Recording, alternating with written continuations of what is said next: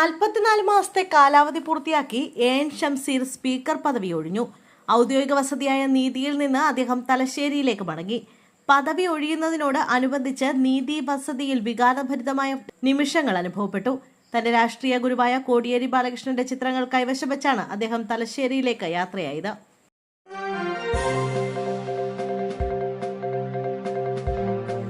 ദേശീയപാത 66 വീണ്ടും വിള്ളൽ.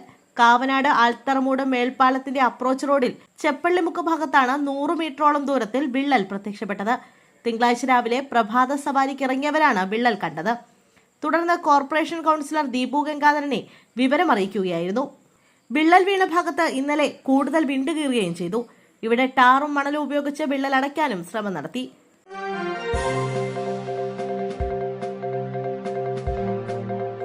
അബ്ദുൾ റഹീമിന്റെ മോചനത്തിനായി ഇന്ന് നിർണായക ദിനം. റിയാദിലെ ജയിലിൽ കഴിയുന്ന അദ്ദേഹത്തിന്റെ ജയിൽ മോചന ഉത്തരവിൽ ഇന്ന് ഒപ്പുവെക്കുമെന്ന പ്രതീക്ഷയിലാണ് കുടുംബവും നിയമസഹായ സമിതിയും.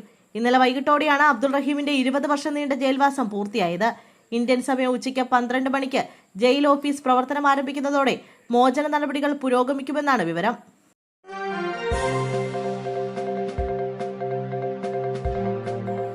ഫസൽ വധക്കേസിലെ നിർണായക തെളിവായ രക്തം പുരണ്ട തൂവാല കാണാതായി.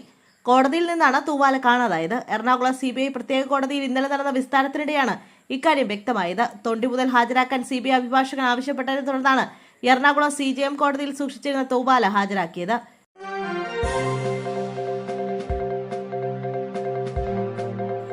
മിൽമ പാൽ വില വർദ്ധിപ്പിച്ചു. സംസ്ഥാനത്ത് മിൽമ പാലിന് 4 രൂപ കൂട്ടി. ജൂൺ 1 മുതൽ വില പ്രാബല്യത്തിൽ വരും.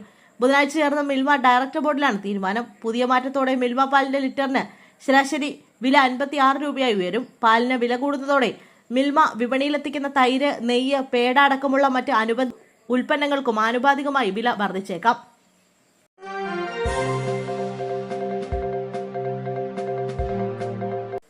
ജോലി സമയത്ത് മൊബൈൽ ഫോൺ ഉപയോഗിക്കുന്നതിന് അധ്യാപകർക്ക് വിലക്ക്. ഔദ്യോഗിക ആവശ്യങ്ങൾക്കല്ലാതെ അധ്യാപകർ ജോലി സമയത്ത് മൊബൈൽ ഫോണുകൾ ഉപയോഗിക്കാൻ പാടില്ലെന്നാണ് നിർദ്ദേശം. കാസർഗോഡ് ജില്ലയിലെ ഹൈസ്കൂൾ പ്രഥമാധ്യാപകർക്കാണ് ഇതുമായി ബന്ധപ്പെട്ട് ജില്ലാ വിദ്യാഭ്യാസ ഓഫീസർ നിർദ്ദേശം നൽകിയിട്ടുള്ളത്.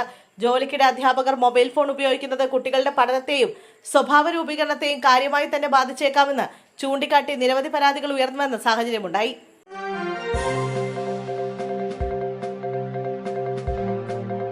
മന്ത്രിമാരുടെ വകുപ്പ് വിഭജനം പൂർത്തിയായി. ഇതിന്റെ പട്ടിക മുഖ്യമന്ത്രി ഗവർണർക്ക് കൈമാറുകയും ചെയ്തു.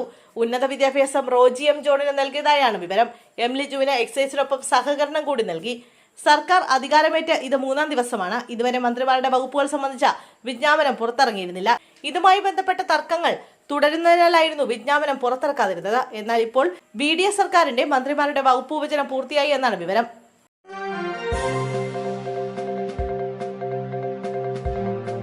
കേരയിൽ പദ്ധതി റദ്ദാക്കി. തിരുവനന്തപുരം കാസർഗോഡ് സിൽവർ ലൈൻ പദ്ധതി റദ്ദാക്കിയെന്ന് മുഖ്യമന്ത്രി VD സതീശൻ. പദ്ധതിയുമായി ബന്ധപ്പെട്ട എല്ലാ വിജ്ഞാപനവും റദ്ദാക്കി. ഭൂമി ഏറ്റെടുക്കൽ തീരുമാനം റദ്ദാക്കി. പോലീസ് കേസുകൾ പിൻവലിക്കാനുള്ള ശുപാർശയെ സമർപ്പിക്കുമെന്നും മഞ്ഞക്കുറ്റി നീക്കം ചെയ്യാൻ റവന്യൂ വകുപ്പിന് നിർദ്ദേശം നൽകിയെന്നും മുഖ്യമന്ത്രി വാർത്താ സമ്മേളനത്തിൽ അറിയിച്ചു. മന്ത്രിസഭാ യോഗത്തിന് ശേഷം മാധ്യമങ്ങളോട് സംസാരിക്കുകയായിരുന്നു അദ്ദേഹം.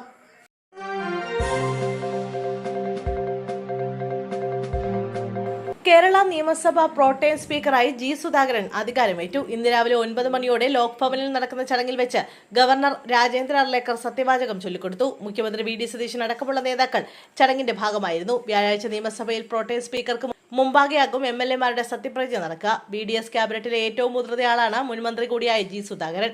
സ്പീക്കർ തെരഞ്ഞെടുപ്പിനും പ്രോട്ടേം സ്പീക്കർ നേതൃത്വം നൽകും. തിരുവഞ്ചൂർ രാധാകൃഷ്ണനെയാണ് നിയമസഭാ സ്പീക്കറായി തെരഞ്ഞെടുത്തത്. ഷാനിമോൾ ഉസ്മാനാണ് ഡെപ്യൂട്ടി സ്പീക്കർ.